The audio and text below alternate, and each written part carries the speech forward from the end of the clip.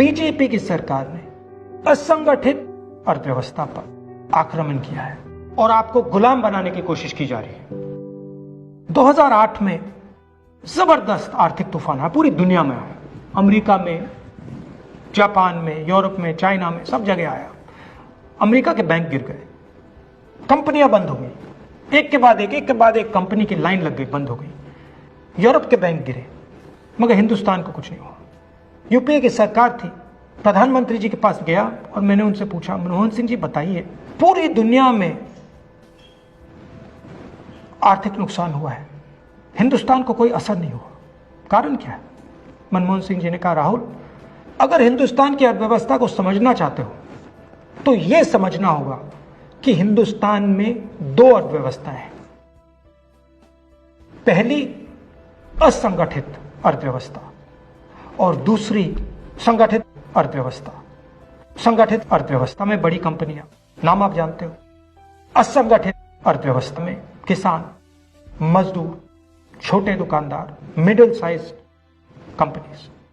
जिस दिन तक हिंदुस्तान का असंगठित सिस्टम मजबूत है, उस दिन तक हिंदुस्तान को कोई भी आर्थिक तूफान छू नहीं सकता। अब आज के दिन आते हैं। पिछले 6 साल से बीजेपी की सरकार ने असंगठित अर्थव्यवस्था पर आक्रमण किया है। 3 बड़े उदाहरण तो मैं आपको अभी दे देता हूं। नोटबंदी,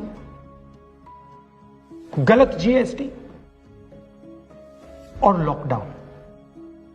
आप यह मत सोचिए कि लॉकडाउन के पीछे सोच नहीं थी। यह मत सोचिए कि गलती से आखिरी मिनट पे लॉकडाउन कर दिया गया है। इन तीनों का लक्ष्य हमारे इनफॉर्मल सेक्टर को खत्म करने का है।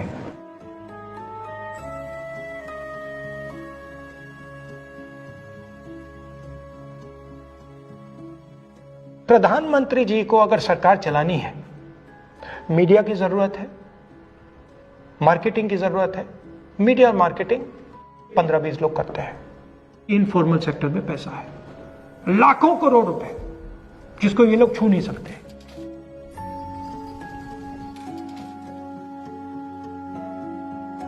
इसको ये लोग तोड़ना चाहते हैं, पैसा लेना चाहते हैं। इसका नतीजा आएगा। नतीजा यह होगा कि हिंदुस्तान रोजगार पैदा नहीं कर पाएगा। क्यों? क्योंकि इनफॉर्मल सेक्टर 90% से ज्यादा रोजगार देता है।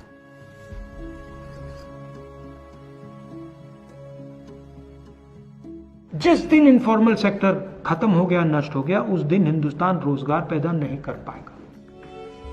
आप ही इस देश को चलाते हो, आप ही इस देश को आगे ले जाते हो, और आपके खिलाफ साजिश हो रही है। आपको ठगा जा रहा है और आपको गुलाम बनाने की कोशिश की जा रही है। हमें इस आक्रमण को पहचानना पड़ेगा और पूरे देश को मिलकर इसके खिलाफ लड़ना पड़ेगा।